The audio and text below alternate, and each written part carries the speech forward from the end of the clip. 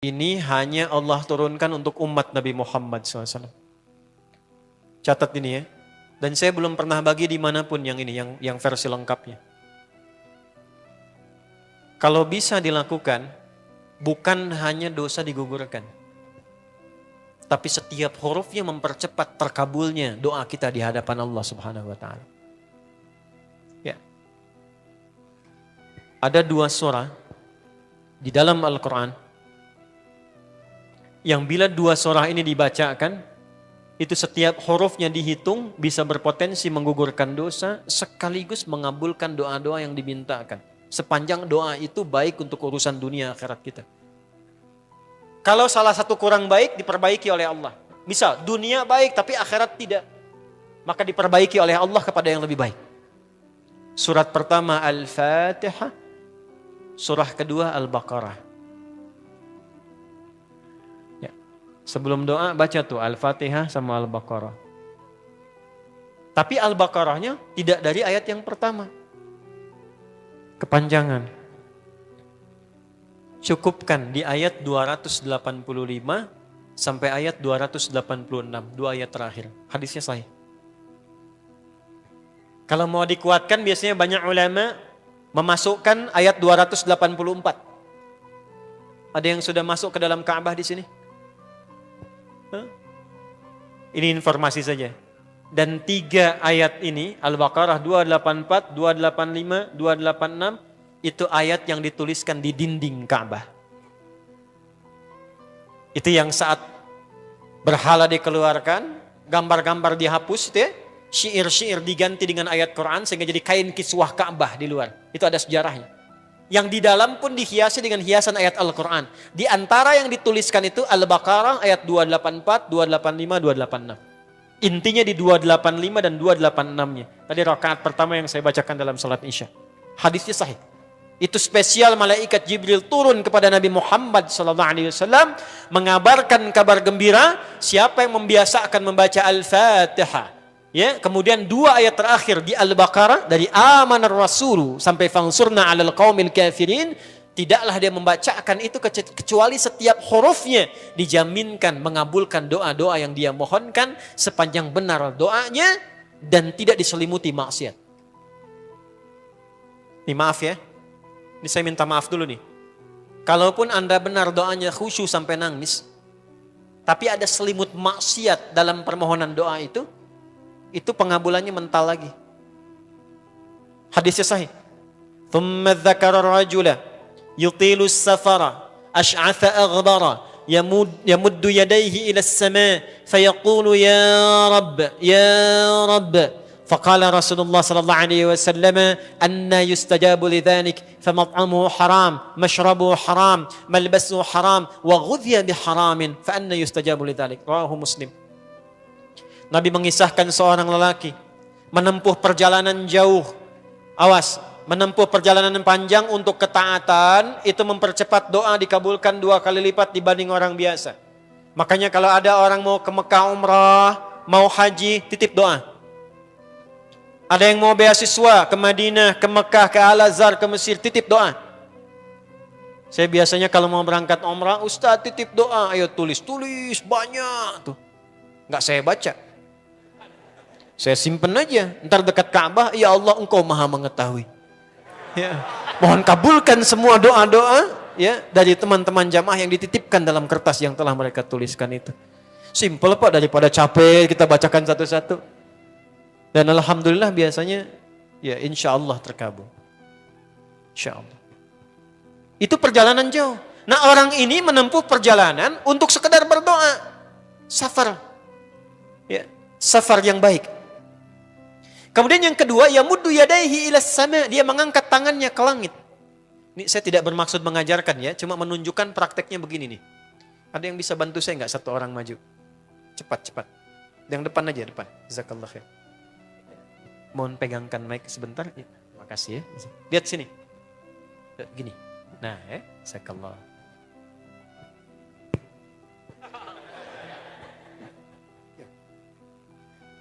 Nah, gini ya. Ini tangan, lihat telapak 2 ya.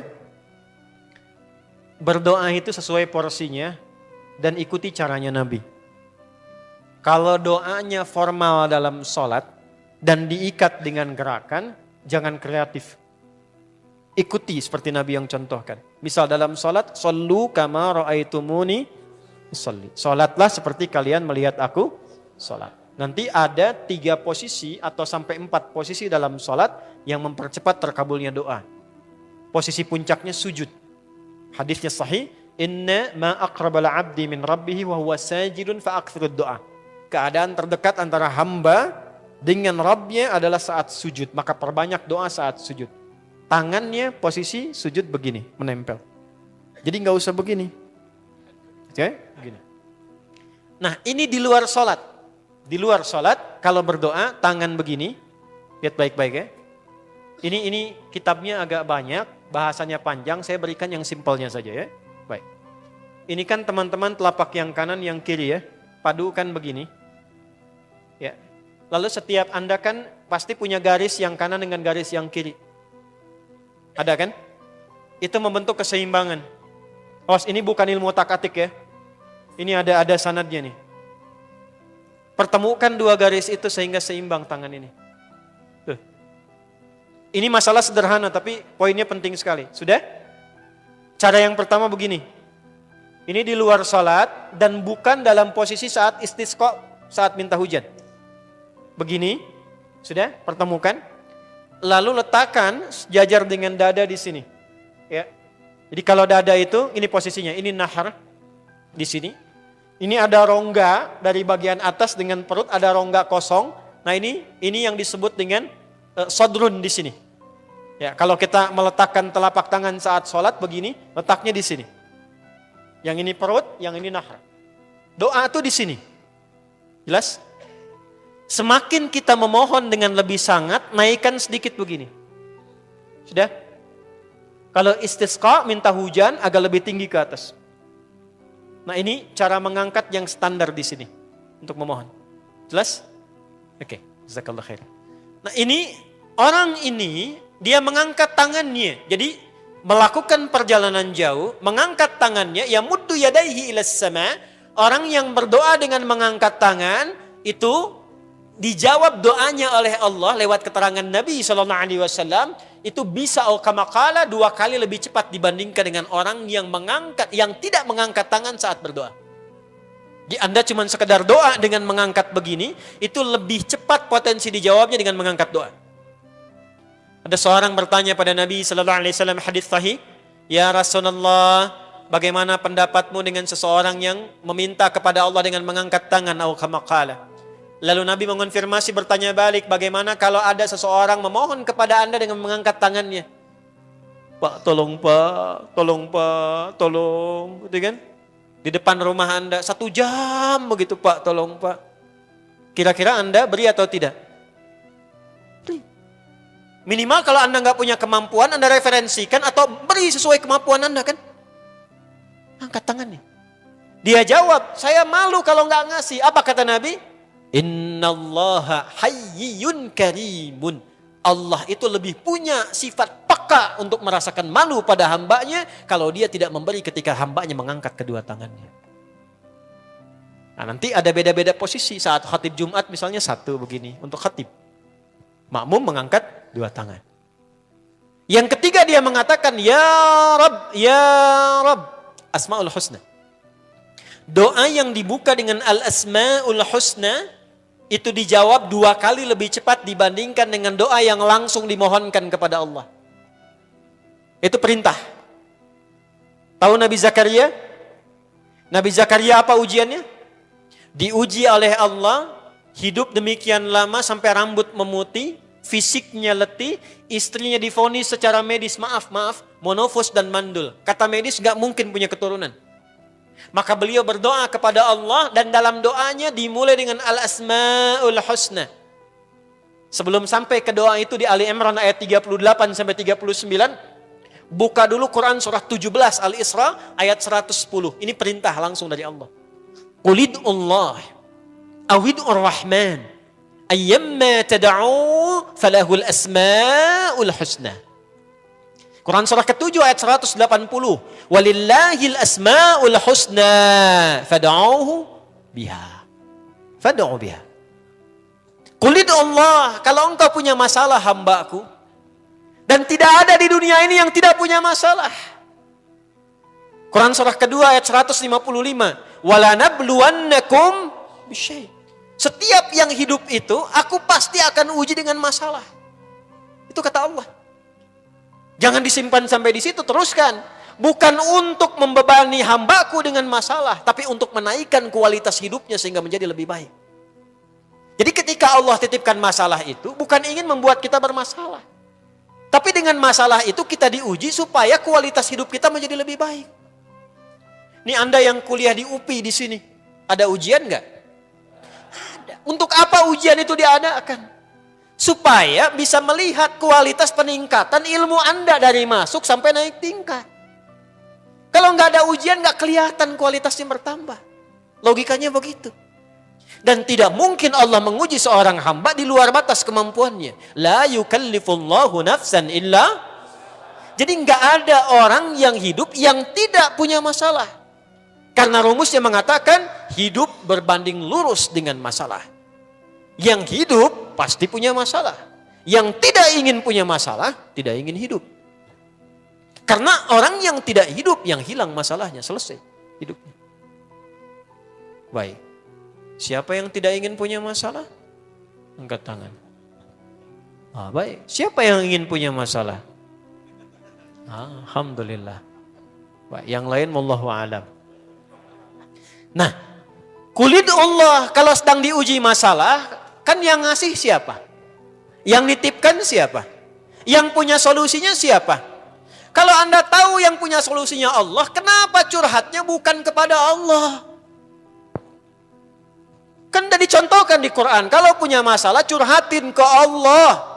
Quran surah 12 ayat 86, sejak era Nabi Yakub, masalah di rumah tangga, anak bermasalah curhatnya pada siapa? Allah. Innama ashku bathi wa huzni ilallah. Aku tuh kalau punya masalah, sesedih apapun, curhatnya Allah.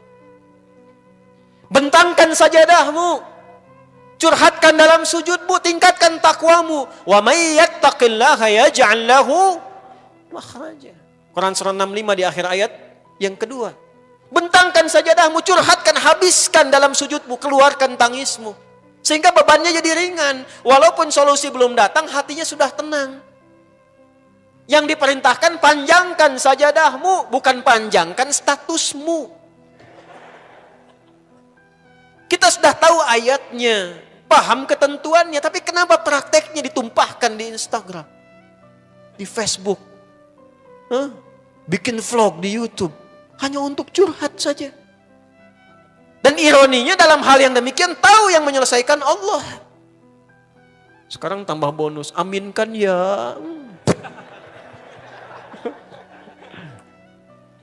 Yang mengaminkan doa ini mudah-mudahan dihilangkan masalahnya. Puguma mana yang ada bermasalah kayaknya di dia. Itu gimana? Kumaha tuh ya teh? Paham? Curhatkan sama Allah. Nah bagaimana mintanya? Sebut namanya ya Allah. Awidur Rahman. Kalau kita ingin minta lebih cepat, minta dengan kelembutan Ar-Rahman. Rahman itu bisa disebut namanya ya Rahman, bisa cari cara mintanya yang paling lembut, yang menyentuh. Allah senang dengan kalimat yang menyentuh. Misal ya. Kembali ke Nabi Zakaria tadi. Quran surah 3 ayat 38. Hunalika da'a Zakaria rabbah, qala rabbi habli min ladunka dzurriyyatan thayyibah, innaka sami'ud du'a. Ya Allah, hamba-hambamu itu telah menghukumi aku dan istriku tak akan mungkin punya keturunan. Sedangkan engkau yang maha pemberi tanpa punya batasan. Mereka mengatakan istriku punya keterbatasan. Maka aku memohon kepadamu yang pemberianmu tak ada batasan. Mohon ya Allah anugerahkan keturunan dari sisimu saja ketika mereka mengatakan tidak mungkin itu punya. Sungguh engkau yang maha mendengar doaku ya Allah. Perhatikan, kalau kepada yang maha mendengar saja tidak terkabulkan, mohon tunjukkan kepadaku saat ini dengan cara apa lagi dan kepada siapa lagi aku mesti memohon. Itu dalam banget. Ya Allah, Engkau perintahkan aku berikhtiar mencari kerja, aku lakukan. Engkau perintahkan mengeluarkan keringatku dengan cara yang halal, aku kerjakan ya Allah. Engkau perintahkan aku jauhi yang Engkau larang, aku lakukan ya Allah. Sekarang aku telah berikhtiar dari sejak keluar, aku telah menunaikan sholat subuh seperti yang Engkau maha mengetahuinya. Dan menjelang malam aku mengadukan bahkan di rumahmu ya Allah hanya untuk sesuap nasi bagi istri dan anakku dari yang halal itu. Aku telah melakukan apa yang Engkau perintahkan, aku hanya memohon apa yang telah Engkau janjikan. Kalau dengan semua ikhtiar yang aku kerjakan sampai detik aku bersujud di hadapanmu di rumahmu ini belum Kau kabulkan, mohon tunjukkan kepadaku di malam ini ya Allah, dengan cara apa lagi mesti aku memohon kepadamu. Minta. Pernah enggak begitu mintanya? Itu rahmat.